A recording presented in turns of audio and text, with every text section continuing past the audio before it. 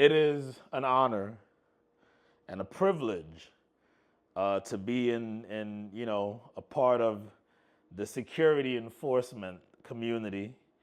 Uh, I know some of you may do it for different reasons, whether if it's to get ahead financially, perhaps as a second job, part time, etc. I do it because I love the job. I love being a security guard. Yeah, I do. Um, there's that feeling of responsibility, knowing that everyone in that room or in that establishment looks towards you for that sense of security, look towards you whenever there's danger, whenever there's a possibility of danger. And, we take that serious. We wear that as a badge of honor. And then, of course, there's the other side, the thanks that we get, the love that we get from, the public, from the people we work with at the different establishments. It's definitely a great feeling. Of course, I'm lying.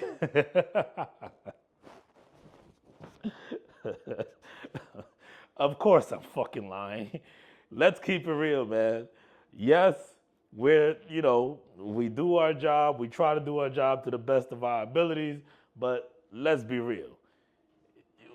We don't really love it like that. You know what I mean?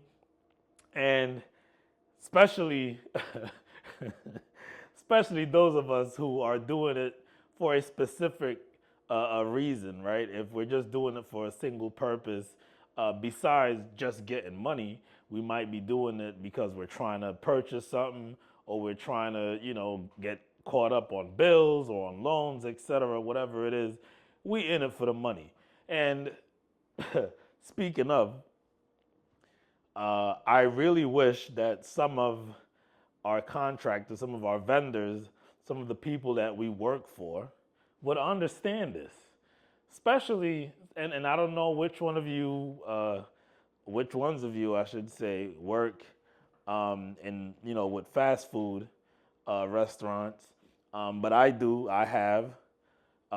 And something that I've come to notice is, a lot of people, and I'm speaking of the staff, in these establishments, they're not aware that, or they seem to not be aware that we're in it for the money, okay? And it may sound bad because you're supposed to take pride in your job and, be prideful in security. It gets sticky, right? Because, I personally, I have a rule, right? Whenever I go, start working for the first time at a certain location, the first thing I want to do is, and I'd recommend this to some of you, because some of you, you don't really know how to play the game. But the first thing I do is I need to know who's the manager. And when I say the manager, I don't mean the shift manager. I mean who runs the show. Okay? And the reason why I like to know that and recognize that, as the sooner, as soon as I get there, I should say, is because it will determine from that point on just how many things, or I should say, it's going to determine how your shifts and the time that you're there, how it goes, right? Um, establishing a sort of relationship with the person in charge of the store or the location that where you are definitely helps. Okay, so I'd highly recommend that. Some of you don't know how to play the game, and you go in there and you want to, act. You just wear it on your face, right? You wear it on your face that you don't want to be there. You're wearing it on your face that you're basically saying it with your face that you don't even like the staff, and nobody wants to see that. Okay, most of them don't even want to be there anyways. They're there for the same reason that you are. You see what I'm saying? So once you understand that, play your role, but be smart about it. Okay, and another thing is don't get gaslit by them either. okay? Because a lot of these people, the staff at the different locations, they will gaslight you, and they will gaslight you into losing your job. And what I mean is, some of them, they'll put themselves in situations only because they know that you're there. And y'all know what I'm talking about too. Okay? They will start things, they'll give attitudes and start their little shit because they know that we're there and they're expecting us to jump in and save the day, for lack of a, better words. And yeah. Mm-mm. Oh no.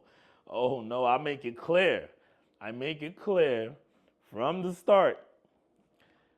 The number one mission, other than making money while I'm here, and I'm speaking of being at the establishment that I'm working, the number one mission, other than making money, is to make it back home safe. Now, I don't know what your mission is or the reasons why you're here, but my job, besides making money while I'm at work, is to clock out and make it back home safe. Okay, so I make that clear to every and all who needs to know that. I make it clear because I don't want them to be under the impression that I'm there to save the day.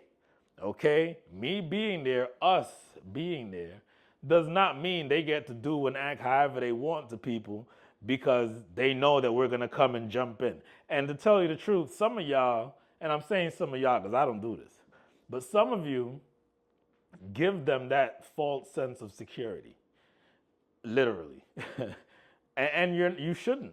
You shouldn't. I don't recommend you do, because the day that you don't act the way how they expect you to act, these same people will turn on you and they will throw you under the bus. So act your wage, act accordingly, right? And don't do more than you know you're supposed to do while you're there. And if you have any questions or doubt of what you're supposed to do while you're there, ask. Ask. Don't just be there and thinking your job is just to be there and be the enforcer. That's not your job. I'm not saying you shouldn't stand your ground, but your job isn't to be an enforcer. Okay? That's not your job. If you want to fight, go join a fucking boxing gym and go fight over there, motherfucker. You're not there for the action. And if you are, you're in the wrong line of business, because there's no win. There is no win. I'm telling you right now, there is no win in being confrontational at the job of security. It is a lose-lose situation, because even if you win the fight, even if you win the argument, whether if it's with a customer or with an employee of the establishment staff, it's a loss for you, because at the end of the day, they will roll on you, and your own company, yes, your own company will roll on you too. Because at the end of the day, everyone's trying to protect the bag. Everyone's protecting their contract. Nobody wants to look bad. And the truth is, we're the easiest target, because it's just so much easier to just remove us from the location than it is to mount a whole investigation and see who really was at fault or not. So I'm saying all that to say that while you're out, at your locations, you're on your posts, be smart about it and understand that you're there as a presence. You're there as a presence. You're not there to play cop. You're not there to be hostile or to try to, impose your way. That's not what you're there for. Everyone who goes in with that mentality ends up losing. Sooner or later, you end up losing, or you end up hurt, or worse. So I'm going to keep it short for today. That was the first episode. It may have not been that comedic, because I try to keep it real too. But as we go, I'm going to start sharing more, more stories, because believe me, some of y'all know what I mean too. The stories get crazy. So this was the first episode. I just want to, break the ice. And again, my name is Emilio, and I'm not sure how many episodes a week I'm going to be dropping, but I'm dropping the videos as much as I can and as soon as I can. So please stay tuned. If you're not subscribed to the channel, please go ahead and hit that subscribe button. I have things coming. This is new to me, and I'm ready. You heard? I'm ready. So let's get this going. Salute to all of you. Be safe out there. Watch your six. Stay out of trouble, and stop playing like you tough, because you ain't. At the end of the day, there's somebody tougher than you. I'm out.